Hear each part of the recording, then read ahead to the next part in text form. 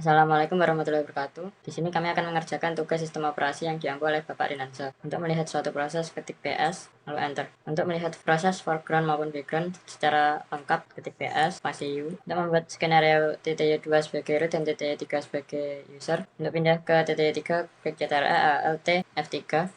Untuk melihat status proses user root pada TTY2, ketik PS, min O, nama user. Untuk melihat status baik foreground maupun background untuk semua user, ketik PS, spasi A. Dan untuk melihat status proses yang aktif di foreground, ketik PS, min A.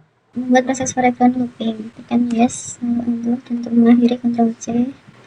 Untuk membuat proses background looping, klik yes, maka nomor PID akan keluar. Untuk melihat suatu status proses, ketik PS. Melihat status proses berdasarkan atribut, tekan jobs. Dan untuk mengakhiri suatu proses, untuk melihat proses sudah berhentikan, ketik jobs.